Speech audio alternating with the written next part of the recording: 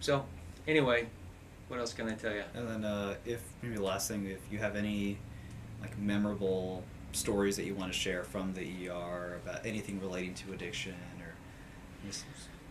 You know, there are just a bazillion. I mean, I took care of a guy just this week. We were working him up to see if he had a stroke, and he had to go out twice for a cigarette while we were waiting for a $1,500 MRI to decide whether or not he had had a stroke in the last 24 hours. And that man had to go outside and have a cigarette, or else he thought he was going to climb out of his... You know, you're left struggling with the idea of trying to solve and prevent somebody from having a catastrophic event at the same time you see the process continue.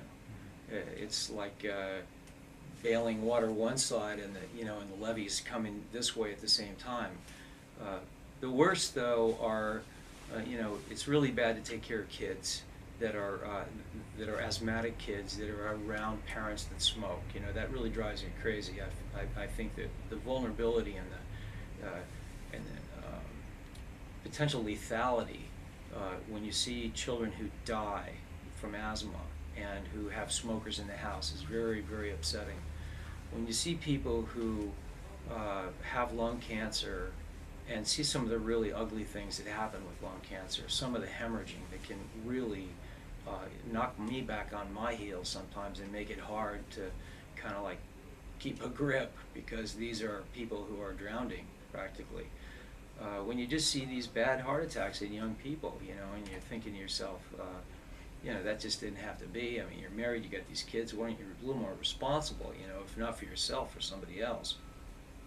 So all day long, you're seeing things like that. You're wishing that the system was a little bit more preventive, or a whole lot more preventive. We actually have teams at UCSD and a lot of the ERs in town now that look at binge drinking, and we try to provide recommendations to people. I think the future is really in that kind of behavior where we're out there trying to stem the problem. We're trying to provide more opportunities for people to be able to get off. Because I want it to be so easy that all you have to do is hit a click and you find some web-friendly way to be able to start the process. It's but for blood pressure problems and for smoking cessation and for all these other things that are just extracting billions of dollars out of the economy and shortening everyone's lives and ruining families, we got to make it easier.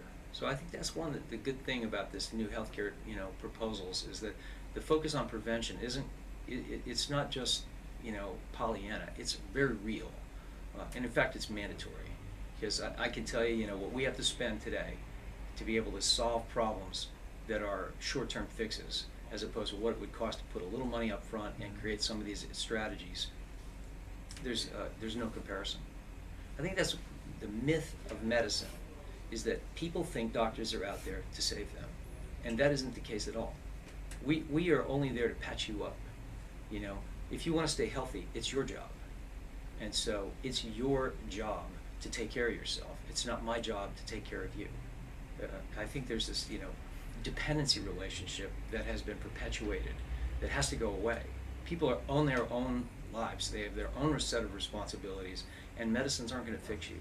And so whether it's exercise, smoking, watching your blood pressure, make sure you know what your cholesterol is, all the things the American Heart Association and every other health nonprofit in the world talk about, we got to teach that to kids. Kids have to understand they're responsible. The fire engines aren't going to go there and save your life. Hardly ever.